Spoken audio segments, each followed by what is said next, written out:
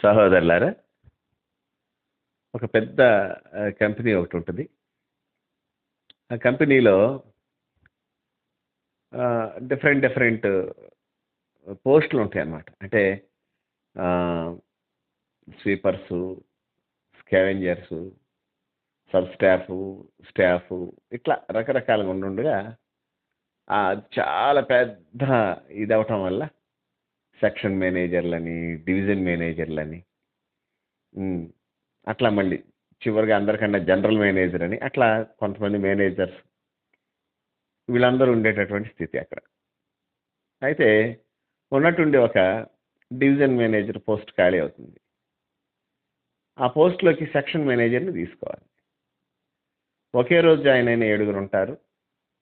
Qualifications డిఫరెంట్గా ఉన్న ఆ జనరల్ మేనేజర్ గారు తక్కువ క్వాలిఫికేషన్, అంటే మిగిలిన వాళ్ళందరూ పోస్ట్ గ్రాడ్యుయేట్స్ అట్లా ఉన్నా గ్రాడ్యుయేట్ చేసిన అతన్నే తీసుకుంటాడు.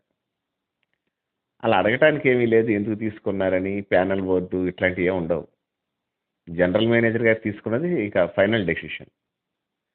ఆ తర్వాత కొన్నాళ్ళకి వాళ్ళు అడుగుతారు, సార్ మేము ఇంకా ఆయనకన్నా బాగా చదువుకున్నాం, ఇట్లాగా మమ్మల్ని ఎందుకు తీసుకోలేదు సార్ అని మామూలుగా అడుగుతారు వాళ్ళు. అప్పుడు ఆయన కూడా చాలా ప్రాంప్ట్గా చెప్పిన సమాధానం ఏంటంటే, మీరందరూ వర్క్ చేస్తారు, అతను వర్క్ చేస్తాడు. వాస్తవంగా చెప్పాలంటే అతను మీ అందరికంటే కూడా పెద్ద ప్రవీణుడు, చాకచక్యం కలిగిన వాడేం కాదు. అతనికి మీకున్న తేడా ఏంటంటే, మీరు చెప్పింది ఇవాళ చేయమంటే 3 రోజులు 4 రోజులు ఆగి చేస్తారు, వెంటనే చేయరు. నెంబర్ 2, చేయలేనిది కూడా చేస్తానని చాలాసార్లు మీరు ఫెయిల్ అవుతుంటారు. అతని దగ్గర అలా లేదు, చాలా హంబుల్గా ఉంటాడు. నేను ఏదైనా చిన్న ప్రాజెక్ట్ అతనికి అప్పచెప్తే, సార్ ఇది నేను ఇంత చేయలేను సార్ అని చక్కగా చెప్పేసి, అంతేగాని మీలాగా తీసుకొని 10 రోజులు చేసి సార్ మా వల్ల అవ్వట్లేదు అట్లా ఎప్పుడు లేదు అతను. మోరోవర్ దట్ చాలా హంబుల్గా ఉంటాడు నా దగ్గరే కాదు, మన యొక్క చైర్మన్ గారి దగ్గర, వర్కర్స్ దగ్గర ఎవరిని అడిగినా ఆ సార్ చాలా మంచోళ్ళండి, హంబుల్గా ఉంటారండి, చక్కగా మాట్లాడతారండి అని చెప్పాడు. కాబట్టి అతనికి ఈ పోస్ట్ ఇవ్వాలని నాకు అనిపించింది అని చెప్తాడు. వాళ్ళు బాధపడినా బాధపడకపోయినా నిజం చెప్తాడు. సహోదరులారా, నెమ్మది కలిగి ఉన్నవాడిని, వినయంగా ఉన్నవాడిని డెఫినెట్గా అందరూ మెచ్చుకొని తీరుతారు.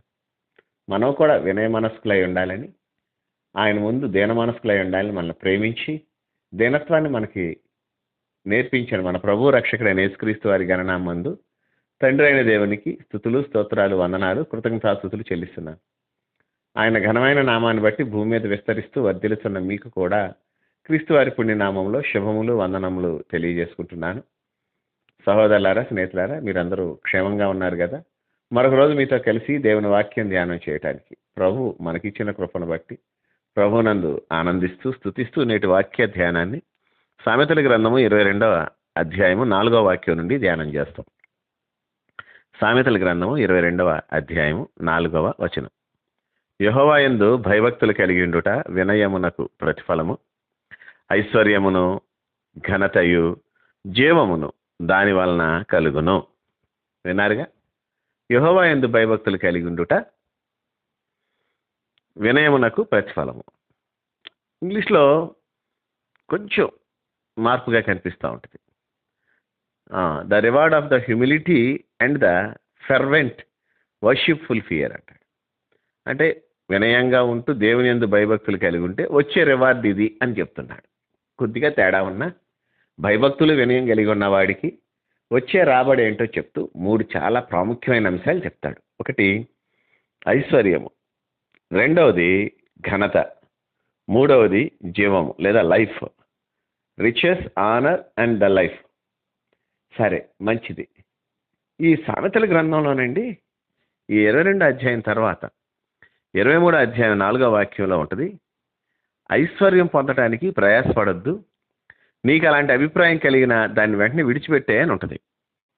ఐశ్వర్యం పొందడానికి అస్సలు ప్రయాసపడొద్దు అని ఉంటుందండి. మరి ఇక్కడేమంటున్నాడు దేవుడు?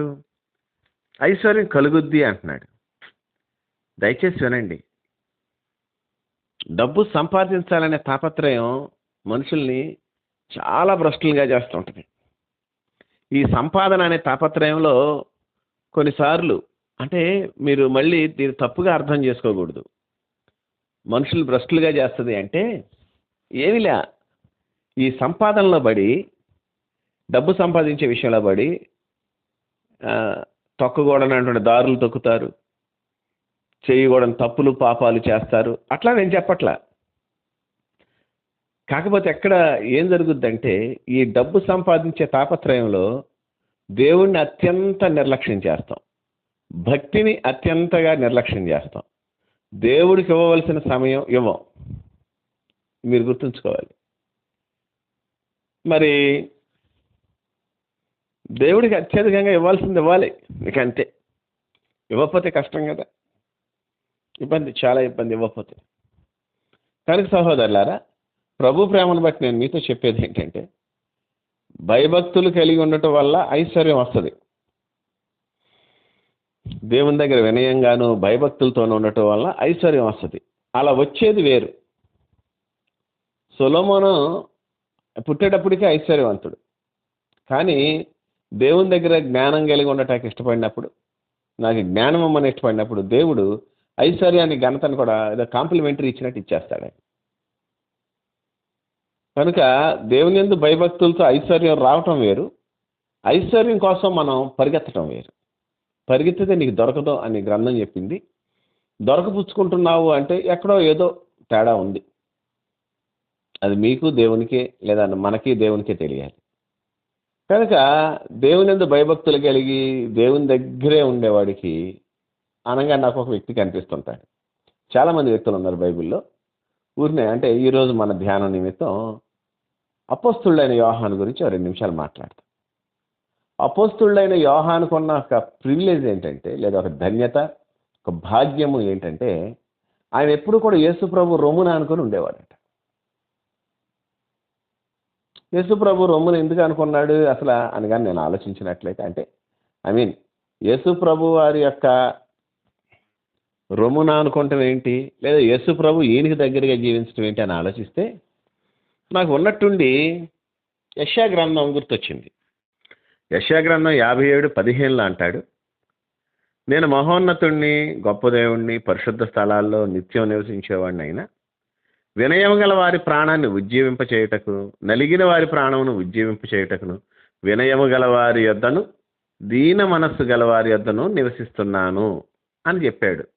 ఈ వాక్యం చదివినప్పుడు నాకు బాప్తిసం ఇచ్చే యోహాను గురించి ఒక చిన్న అవగాహన వస్తుంది. బాప్తిసం ఇచ్చే యోహాను ఒక చోట మాత్రం ప్రభువా మేము ఆకాశం నుంచి అగ్ని దిగొచ్చినట్ట అట్లా అన్నాడు, కానీ తన అన్నతో కూడా కలిసి తర్వాత ఎక్కడా కూడా బాప్తిసం ఇచ్చే యోహాను యొక్క జీవితంలో పెద్దగా మనం ఏం కనుక్కోలేము. తప్పులు కానీ, ఒక వ్యతిరేకత కానీ, యారగెంట్ నేచర్ కానీ ఇట్లా కనుక్కోలేము. త్రోవ తప్పటం కానీ కనుక్కోలేం. తిబిరియా సముద్రం దగ్గర పేతురు అడుగుతాడు, నేను వెళ్తున్నాను మీరు కూడా వస్తారా అన్నట్లు. మేము వస్తామని చెప్తారు. అదొకటి కొంచెం ఇబ్బందిగా అనిపిస్తుంది, కానీ అట్లా మనం ఎన్నిసార్లు తప్పేమో. ఆయన ఒకసారి తప్పినట్టుగా అనిపిస్తుంది, నేను ఎన్నిసార్లు తప్పాను. సరే, మంచిది. కాబట్టి బాప్తిస్మం అపోస్తులుడైనటువంటి యోహాను గారు తన జీవితంలో దేవుని దగ్గర చాలా వినయంగా ఉన్నాడు.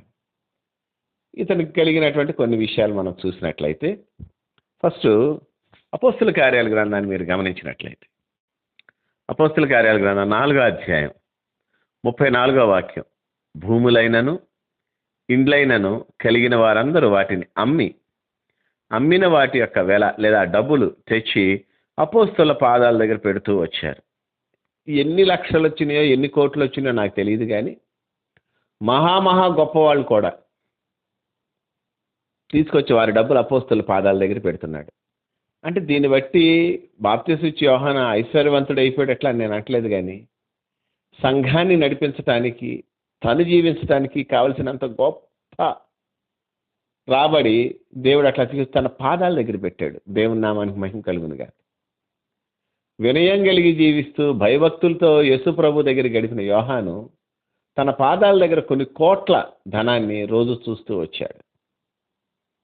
సహోదరులారా, కోట్లు వచ్చినాయని మీరు ఎలా చెప్పగలరు పాస్టర్ గారు అంటే, నేను అట్లా ఏం చెప్పలేను, కానీ ఒక మాట మాత్రం తెలుసు, విశ్వసించిన వారందరూ కూడా సమిష్టిగా దాన్ని పంచుకుంటే ఎవరికి ఏ కొదువ లేకుండా పోయిందని తర్వాత వాక్యాల్లో మనం గమనిస్తాం. వారు ప్రతివానికిని వాని అక్కర కొలది పంచిపెట్టారు కనుక వారిలో ఎవనికిని కొదువు లేకపోయింది. అప్పటికే సహోదరులారా మీరు గమనించినట్లయితే సంఘం యొక్క సంఖ్య 8,000 మంది పురుషులు అప్పటికే. ఎందుకంటే 2వ అధ్యాయంలో 3,000 మంది, 4వ అధ్యాయం 4వ వాక్యంలో 5,000 మంది. ఆ తర్వాత ఎప్పటికప్పుడు చేరుతున్నారు అని కూడా రాయబడి ఉంది. అది కాబట్టి వీళ్ళు ఇట్లా ప్రకటిస్తున్నారు, విశ్వసించిన వారందరూ ఏకహృదయం గలవారే ఇచ్చేస్తున్నారు. అంత జరిగింది. అన్ని వేల మందికి లేదా వాళ్ళ పిల్లలు, భార్యలు వీళ్ళందరికీ కూడా కలిపి మనం చూసినట్టయితే అంత డబ్బు వీళ్ళ పాదాల దగ్గర ఉంది. రమారమి ఒక 10,000 కుటుంబాలని 10,000 కుటుంబాలను రమారమి పోషించగలిగేటటువంటి స్టేటస్కి ఈయన వెళ్ళిపోయాడు. 10,000 కుటుంబాలంటే ఎంత పెద్ద సంస్థ ఉంటుంది. సరే, మంచిది. చర్చ్ స్టార్టింగ్ అట్లా ఉంది. రెండవది ఇక్కడ చెప్తున్నాడు, వినయము భయభక్తులు కలిగి ఉండటం వలన కలిగే రెండవది ఏంటయా అంటే ఘనత వస్తుంది అన్నాడు. ఒకటి ఐశ్వర్యం, రెండవది ఘనత. ఈ ఘనత ఏంటని కానీ మనం చూస్తే ఇక ప్రత్యేకంగా చెప్పేదేముంది, యోహాను గారికి ఉన్న ఒక ఘనత ప్రకటన గ్రంథం. నేను యోహాను గారి గురించి ఆలోచించినప్పుడల్లా చాలా ఆశ్చర్యానికి, సంతోషానికి కూడా గురవుతుంటాను. నేను అప్పుడప్పుడు హిల్ స్టేషన్స్కి వాటికి నేను నా కుటుంబంతో కలిసి వెళ్తుంటాను. నాకు అది ఇష్టం, చూస్తుంటాం, అప్పుడప్పుడు వెళ్ళొస్తుంటాం. అయితే నేను ఈ భూమిని చూసి చాలా సంతోషపడుతుంటాను. ఏంటో ఒకసారి మేము చూసాము, ఒక కొండ మీద మేము నడుస్తూ ఉండగా చూస్తే బోళ్ళు చెట్లు ఉన్నాయి, ఒక్కొక్కటి ఒక రకమైన చెట్టు. ఆ చెట్లు ఒక ఆకు ఇంకో ఆకులాగా లేదు, ఒక చెట్టుకున్న గ్రీన్ కలర్ ఇంకో చెట్టుకి లేదు. అసలు నాకు ఆశ్చర్యం వేసింది, ఇన్ని గ్రీన్ తప్ప ఇంకోటి కనపడట్లేదు అక్కడ. ఆ గ్రీన్లో కూడా బోల్డ్ రకాలైనటువంటి light green, dark green, green, faded green, ఏదో మొత్తానికి గ్రీన్స్ ఉన్నాయి. ఆడవాళ్ళకి ఇంకా బాగా చెప్పగలరు ఆ గ్రీన్స్ గురించి. ఆ పచ్చదనాలు, ఎన్ని రకాల పచ్చదనాలు. ఆ భూమిని చూసి లేదా దాని మీద ఉన్నటువంటి ప్రకృతిని చూసి నేను చాలా సంతోషిస్తూ యోహాను గురించి ఆలోచిస్తే యోహాను అంటాడు, ఇదిగో చూడండి ఒకసారి, ఇదిగో ఇక్కడ 21వ అధ్యాయం ప్రకటన గ్రంథం 21:1 అంటాడు. నాకు చాలా ఇష్టమైన వాక్యం ఇది. అంతటా నేను, ఎవరో చూడలేదు ఇంక ఇది, అంతటా నేను క్రొత్త ఆకాశమును క్రొత్త భూమిని చూచి తిని. నేను మనం అందరం నివసిస్తున్న భూమిని చూసి సంతోషిస్తే ఆయన క్రొత్త భూమిని క్రొత్త ఆకాశాన్ని చూసేశాడట. ఈ ఘనత ఎవరికి ఉంది? బహుశా దానియేలు గారికి ఉండొచ్చు, ఇంకొందరు ప్రవక్తలకు ఉండొచ్చు, రాకడ గురించి వాటి గురించి చూసిన వారికి ఉండొచ్చు. ఆకాశం నువ్వు తీసివేస్తావు, మార్చివేస్తావు అని చెప్పిన దావీదు కూడా చూసి ఉండొచ్చు. మోషే గారికి ఇలా తెలిసి ఉండొచ్చేమో. కానీ యేసు ప్రభు శిష్యులైన వారిలో యోహానికి ఒక ప్రత్యేకమైన ఘనత ఏంటంటే ఈ భూమి వెళ్ళిపోవటం, క్రొత్త భూమి రావటం, ఆకాశం తీసివేయటం, కొత్త ఆకాశం. అసలు నాకు అర్థం కావట్లేదు. ఇదే జస్ట్ లైక్ ఒక డ్రెస్ చేంజ్ చేసుకున్నట్టుగా మార్చేస్తున్నాడు దేవుడు. దాన్ని చూశాడు. ఈ ఘనత ఎంత గొప్పది. అయితే దేవుని నామానికి మహిమ కలుగును గాక. రానున్న రోజుల్లో మనం కూడా చూస్తాం దాన్ని బట్టి దేవునికి స్తోత్రాన్ని. మూడోది జీవం ఇస్తాను అంటున్నాడు, లైఫ్. అదందరికీ ఇచ్చాడు దేవుడు. అంతే. ఆయన ఎందు భయభక్తులు గలవారందరికీ నిత్య జీవాన్ని ఇచ్చాడు. యోహాను గారి యొక్క సువార్త చదివినప్పుడు రమారమి కొత్త నిబంధనలో జీవము అనే మాట 100 సార్లు పైబడే ఉంటుంది. రమారమి 110, 112 సార్లు అట్లా ఉండేమో అని నాకు ఒక అవగాహన. ఇప్పుడు లెక్క పెట్టలేదు. మత్తయి సువార్తలో 5-6 సార్లు, మార్కు సువార్తలో 4-5 సార్లు ఉంటుంది, లూకా సువార్తలో 6 సార్లు.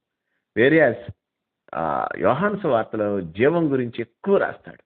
దగ్గర 25-26 సార్లు జీవము నిత్య జీవము అని రాస్తుంటాడు. అంతేకాకుండా సహోదరులారా, మరి యోహాను యొక్క పత్రికల్లో కూడా జీవం గురించి మనం వింటాం. ఆయనలో జీవం ఉండేమో, ఆది ఉండి మేము దేని చూసామో, జీవమును గురించి అట్లా రాస్తుంటాం. కాబట్టి జీవం యొక్క అవగాహన ఎక్కువగా భయభక్తులు కలిగిన వాడికి వస్తుంది. జీవం యొక్క విలువేంటో మనకు తెలుస్తుంది. కనుక దేవుని యందు భయభక్తులు కలిగి ఉండి వినయంగా ఉన్నవాడికి, నేను చెప్పాను కదా, ఆ కంపెనీలో అనేకులు ఇతనికన్నా పెద్ద క్యాడర్ ఉన్నవాడు, బాగా చదువుకున్న వాళ్ళు ఇట్లా ఉన్నా ఈయనకి ఎందుకు ఇచ్చారు ప్రమోషను అంటే ఇతను వినయంగా ఉన్నాడు. బహుశా ఈ రోజుల్లో కొన్ని ప్రోటోకాల్స్, టేబుల్స్, సమావేశాలు ఇవి ఉంటాయేమో. కానీ అప్పట్లో బాస్ చెప్పిందే కరెక్ట్ కాబట్టి ఇక అట్లా సాగిపోయి ఉండొచ్చు. కానీ సహోదరులారా, వినయం కలిగిన వాడు అందరినీ ఆకర్షిస్తాడు, చివరికి దేవుని కూడా. మనం అట్లా దేవుని చేత ఆకర్షింపబడదాం. ప్రార్థన. మహామహిమ కలిగిన మా పరలోకపు తండ్రి, మరొకసారి నీ కుమారుడు మా రక్షకుడైన యేసు నామములో మీ సన్నిధానానికి చేరి ఉన్నాం. ఈ సమయంలో నా ప్రభా నాయన, వినయం గల వారి యొద్ద జీవిస్తానని, వినయంగా ఉన్నటువంటి వారి దగ్గర జీవిస్తూ వారి జీవితాలకి ఐశ్వర్యాన్ని, ఘనతను, జీవాన్ని ఇస్తున్న విధానాన్ని బట్టి నీకు స్తోత్రాలు చెల్లిస్తున్నాను. బలపరచు, భద్రపరచు, నీ క్షేమస్థితిని మాకు దయచే. నీ నామహిమార్థం జీవించడానికి కృప చూపించు. నీకే కృతజ్ఞతాస్తుతులు చెల్లిస్తున్నాం. మేమేమై ఉన్నామో అది నీ కృప అని ఒప్పుకుంటున్నాను. నీ కనికరం, నీ కనికరాత్మ మా మీద ఉంచండి. నీకే కృతజ్ఞతలు చెల్లిస్తున్నాను. మంచి దేవుడా, నీకు వందనాలు చెల్లిస్తున్నాను. నీ నామహిమార్థం జీవించడానికి కృప చూపించమని, అయ్యా నీ యందు భయభక్తులతో వచ్చే దాన్ని మాత్రమే మేము స్వీకరించడానికి మమ్మల్ని ఆయుత్తపరచమని, ఘనత, మహిమ, ప్రభావాలు యుగయుగములు మీకు ఆరోపిస్తూ మా ప్రభువును రక్షకుడైన యేసుక్రీస్తు వారి పుణ్యనామమున కృతజ్ఞతాస్తుతులు చెల్లిస్తూ ఈ మనవులు మీకు సమర్పిస్తున్నాము తండ్రి. ఆమేన్, ఆమేన్, ఆమేన్.